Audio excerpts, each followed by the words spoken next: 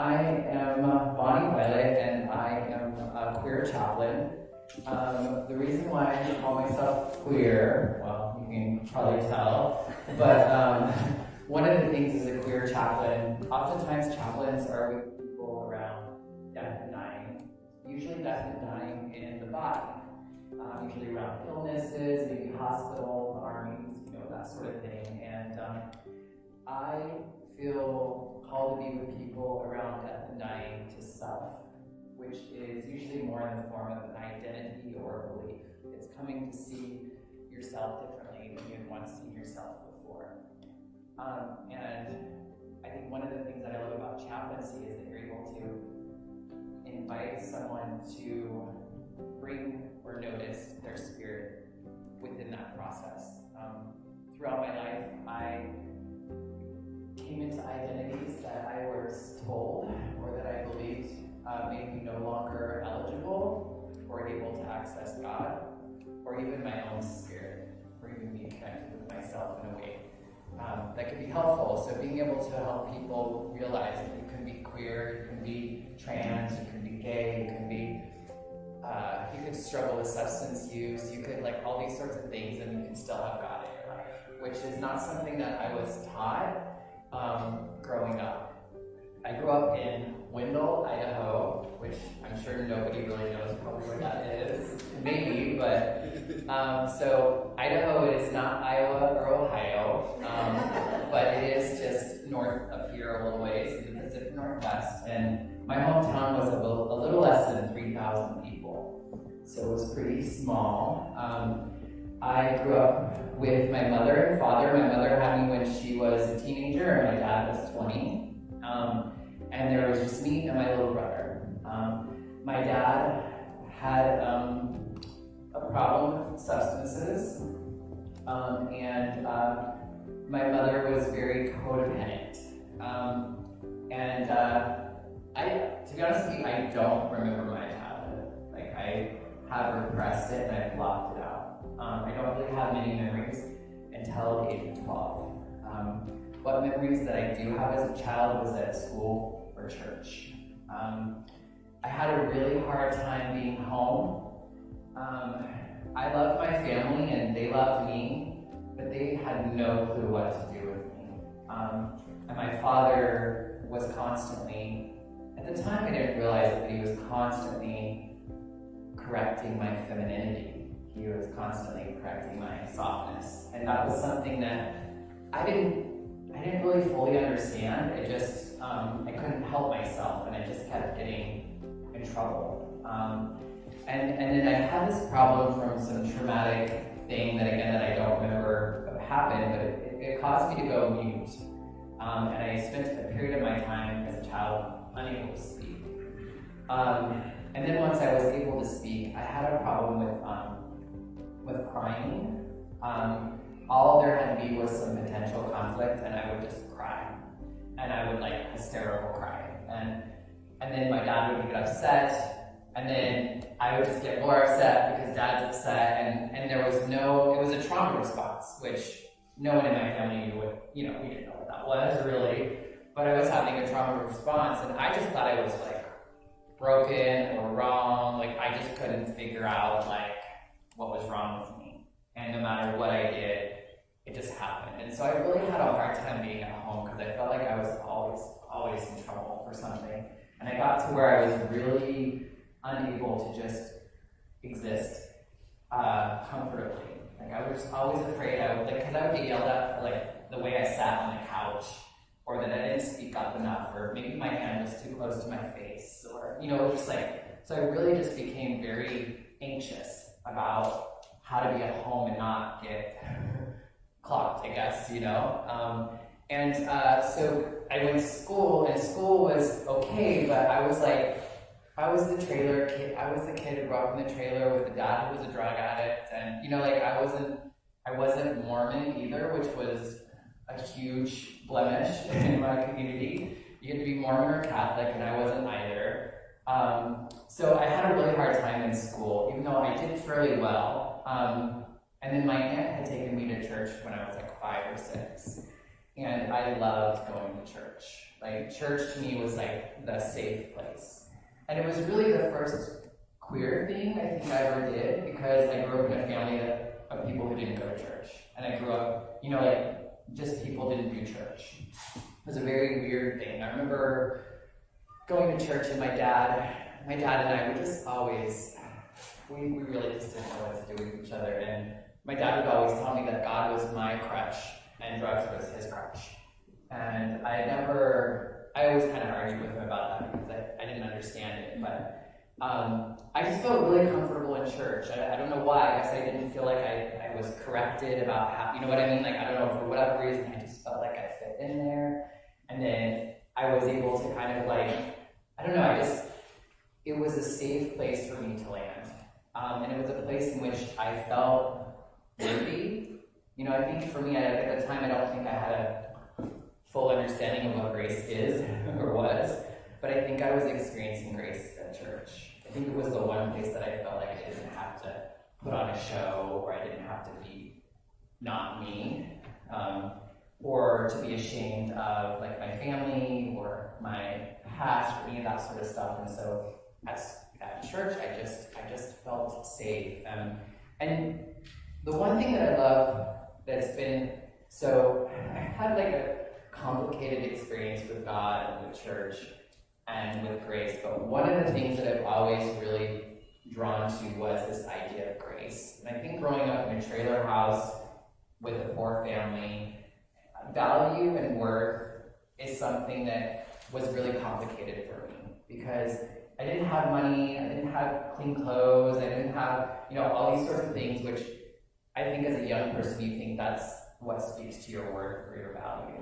And I remember at some point feeling like, as I got older, that to stay humble was to still have woolly knees or crappy clothes, even though I might have had money for better clothes, in order to kind of remain humble. And so I think I've always had this really interesting challenge with what grace is and being able to really just sit in it. I've always felt like I've had to make up for everything. I was really good in school, and I got honors and awards, and I was student body this, and I got my letter, and I did all these sorts of things to just try to prove that I was maybe okay. I had to be really, really great at everything. I was a goody two-shoes. I was Miss Perfect, and I had to get and then once I got older and just going to working and stuff, I was I wanted to be the employee of the month, but every month, you know what I mean? It was I really had a lot to try to I don't know, I never realized it, but I was really trying to make up for where I came from. There was also this pressure. My family was also very encouraging of me. They for some reason, I seemed to be smart, I seemed to be capable, had my father's charm and my mother's brains, and somehow I was going to be able to be different. And so my family really encouraged me to go off to get life outside of the trailer house. But they didn't know how to do that.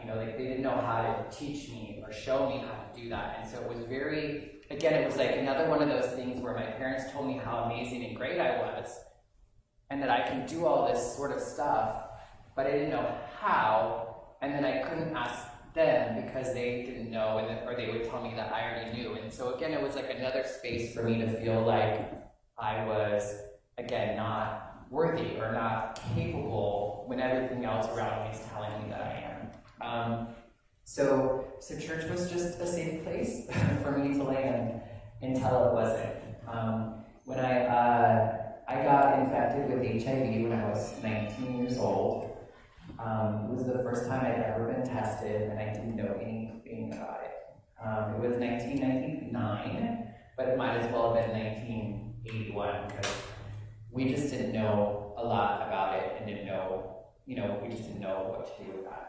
At the time, I'm transgender, so I'm trans femme, and so at the time, I hadn't even told my family that I was a gay man at that point in time, is how I kind of saw myself. My family didn't even know that about me. I hadn't even really come to that understanding, but I got diagnosed with HIV, and that caused me to, it caused a lot of trauma and drama. It was not what I had planned. I thought that I had really made the ultimate mistake, that I had undone all those things that I'd worked so hard for, like all those honors, all the awards. You know, I was living in Phoenix, Arizona at the time. I went to school to be an architect, a model, a preacher, you know, all that sort of stuff that we do with young people. And all of a sudden I was just a queer kid who was going to die of AIDS. And I really thought it was going to happen soon. And it was just a very difficult thing for me to handle. And I was able to talk to my family about it. And they actually were able to kind of show up for me in ways that is quite remarkable to think about now. And then church became no longer the place I could go. Church was not the safe place I could land anymore, because I had believed the lie that I couldn't be queer and God still loved me, or God still wants something to do with me. And I was fortunate enough to where like I knew God understood. Like I really felt like God got it, but I didn't have the capacity. Like I did not know how God could love me anyway. Like I just could not grasp that. And that was kind of my thinking, was that God will love me even though I'm a horrible person, right? And I wished I wasn't gay, but that's what I was. And I also knew though that I couldn't not be. Like I couldn't not be gay, I couldn't not be HIV positive. And so it was really confusing to me though. There was a part of me that knew that God had the capacity for it. I just didn't at that time. And church definitely did not have the capacity for it. At least the churches that I was in at that time of my life. And so I kind of put God up on a shelf and just kind of was like, okay, I can't right now, you know? And I ended up finding myself in drugs and alcohol and the club life and the life that my father had that I swore that I would never, you know, because I think God and church had been my crutch that I no longer had. I needed something else to be able to get through life, because I really believed that life was just difficult and you just try to get through it and be kind, you know. And so thankfully I was able, there was some, you know, God's grace was still present even when I didn't know God was there. And even in the club scene and the, you know, even doing all those sorts of things that I thought were taking me further and further away from God, actually was giving me life.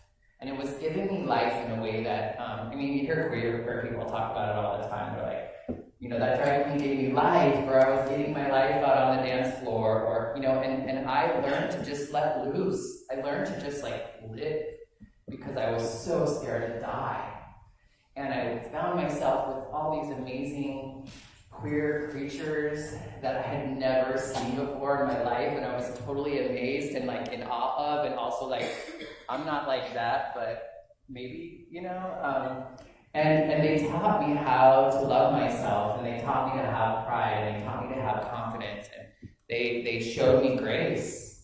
You know, they really were, I believe that, you know, I could see that God was at work in those people, and those people showing up in my life. And thankfully I was able to get out of a space to where I was able to get away from drugs and alcohol, that it didn't kill me, because so many of my friends and loved ones haven't made it out.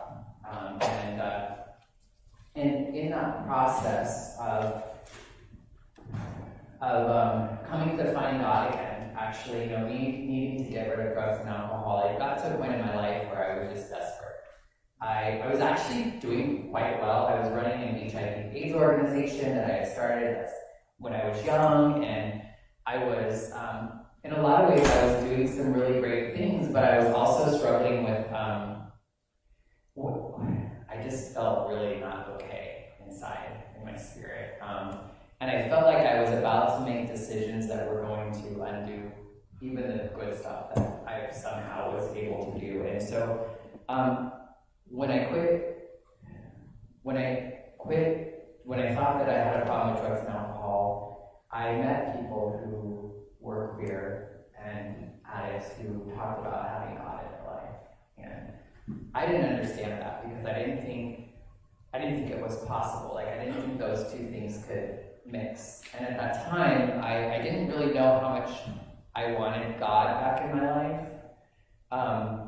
But I was really intrigued at how these people could talk about God in this way and live these queer lives, and these lives that I didn't think were possible to still have God in. And I was so curious about that. And I was desperate, to be honest. I was really desperate to get God in my life. And I think that kind of leads me, this verse is a little complicated, that was read before, and it kind of talks to this place of getting to weakness and kind of these extreme weaknesses. I think maybe not cute stuff is talked about in that scripture. And I was definitely at that place in my life where I could not be cute, no matter how hard I tried.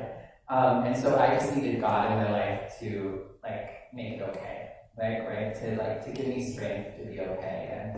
And honestly, I didn't know how that was going to happen, but I began to see that when I was able to bring God into my life, when I was able to bring grace into my life, I was able to increase my capacity to live. I was able to do things that I didn't think were possible. Because one of the challenges that I had, regardless of whether I was using substances or I was in relationships or whatever, I really got to the point in my life that I knew I did not know what else to do. I had no clue how to get different results in life. I had just, I don't know. I've tried it all. I've tried everything that I know possible, and I keep falling short in the ways that really matter. Falling short with my mother, falling short with my father, falling short with the people that I love and care about, and really falling short with myself.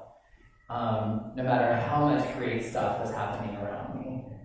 And so having God back in my life really just, honestly, I did not believe it at all. And the God that I first started to have hope for was your God. I just hoped people who talked about God weren't lying. That they weren't I'm I hope they're not full of stuff, my hopes are for realsies. And so I just kind of used your God for a while. I used other people's beliefs and concepts for a while, and that was not the God that I met in church. It was some other sort of new God that I had really no understanding for. And in the beginning, as I started to use your God, or your understanding of God, I started feeling better with life. And I started having the results in life that I was struggling so hard to have. And I remember having times of being well, what if it's all a lie? What if it is a lie? What if I'm believing all these sorts of things that are true in the end? And I'm well, does it really matter? Because I'm getting the results that I've always wanted now. What does it matter if at the end I find out, booyah, gotcha, It's but I already lived my best life, I already lived the best life that I possibly could. And so for a long time, there was this kind of desperate need for God in my life again, and I think that I did go to God with all my weak parts, and that's kind of been my relationship still. I remember, kind of a little trigger warning with death, but my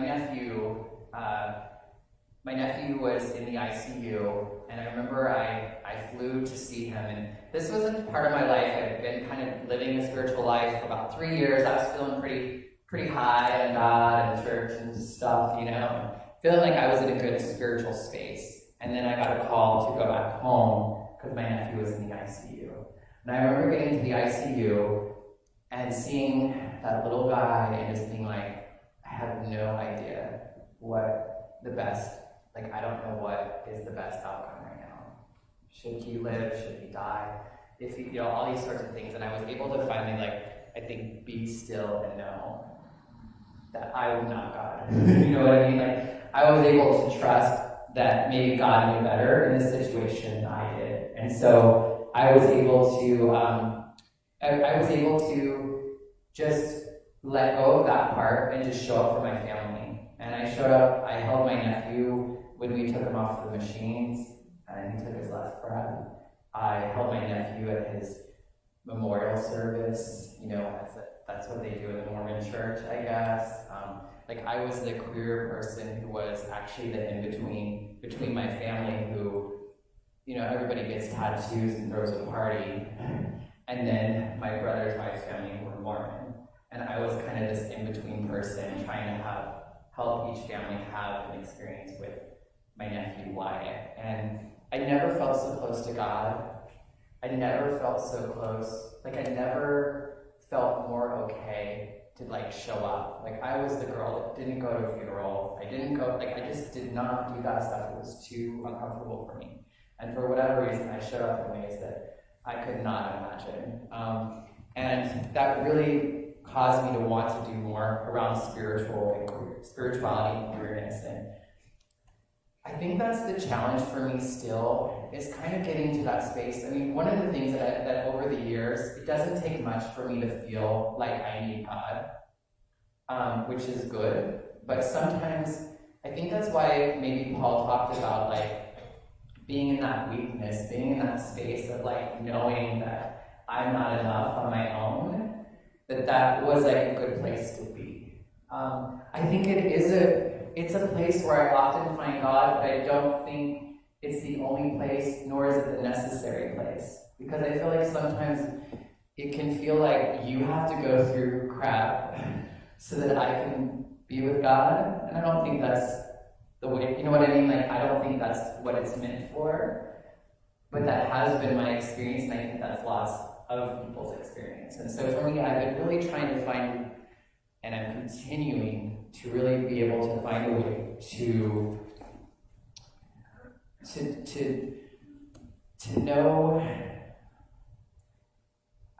to really live into grace. Grace to me is the idea that we all have value, we all have worth, and it's all the same. There's nothing I can do to be better than you, and there's nothing that I can do to be worse than you.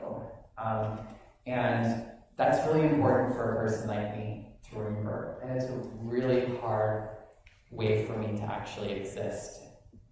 To actually live in me knowing that to be what I believe is true is really difficult for me. And that's something that I constantly need God for. I constantly need spiritual space and settings. And I need other people to really be able to show me and speak to me and remind me that I'm not in this alone. I really struggled with figuring out what to say to you all. In some ways, to be honest, I feel like, I'm not a preacher, I don't have an MDiv, these sorts of things, but for whatever reason, I find myself dressed up in drag, talking to people about spiritual stuff, and I love it. And it feels like I'm a co-creator with God now. God has always been my creator, but I've also allowed myself to be created by so many other things in my life, and created in a way that was not helpful for me or for the people around me. And now I believe that I'm a co-creator with God, that we're able to, when life happens, when those difficult things happen, me and God get to spend some time figuring out, how is this going to impact my life? What am I going to do with this? How am I going to build from it so that I can feel like I have some of my own agency and that I can have a little bit more hope and trust and even purpose. Because for so long, I was just bouncing around from everything else that was creating me. And I was forgetting that God was a part of that as well, that whole time too. And so one of the things that's been really great about my healing process and what I like to do with other folks is to be able to go back in my past and see where God and God's grace always was at play and always present. I think what that helps me do is it reminds me of my resilience. It also builds my faith. And it also gives me hope that when I can't see God again, or that I can't feel it, or I can't believe the things that I know to be true, that I can have hope that I will someday, that someday I will have the capacity. I believe that I have an experience with God. I have a knowing that is unknowable, it's ununderstandable, uncomprehendable for me to fully speak to, but I know that it's there. And so my challenge has been finding community around that, because oftentimes, there's so many rules, there's so many things that we do that feel so contrary to grace. And so I don't really know what else to say, but there's still a lot of things in my life that I don't have capacity for. And so those are things that I give to grace. And this is kind of silly, but I have like a little box that has grace on it. It says grace, and inside I have things that I just don't know what to do with. Things that are really complicated, I have my father in here. I have the love of my father in here. Because my father will not look at me or have anything to do with me since I transitioned. For years. He even loved me when I had AIDS. He loved me when he wished I was just gay. But I know he loves me. And I know I love him. I just don't know how. I don't know how to show up for him. I just don't know how. And that's created complications with my mother too, who's dealing with third stage anal cancer right now with radiation and chemo, and I'm not even allowed to show up to be there with my mom because of the complications with everything. I have no freaking clue. I can't hold it, I don't know how to deal with that. So I put it in a box. I trust God, and I share my weakness. I share what I'm going through in the hopes that it makes me stronger. I think it makes us stronger, because I know me sharing that spoke to and landed on many people's hearts and spirits. And that, I think, is a strength that gives me strength when I know that I'm not alone. Sometimes it's God. Because I know this thing that I don't know what it is, and sometimes God is good. More often than not, I experience God. And I often know that I'm willing to be real and share what I'm struggling with, what I do not have the strength for. So, I hope that I said something that was helpful. Sometimes I'm like, I don't know why I do what I do. When I do it, I just try to show up and trust that something is using me. And at the end of the day, I'm glad that I got to get in drag, stand in front of you, and spend some time in your embrace. So thank you so much, and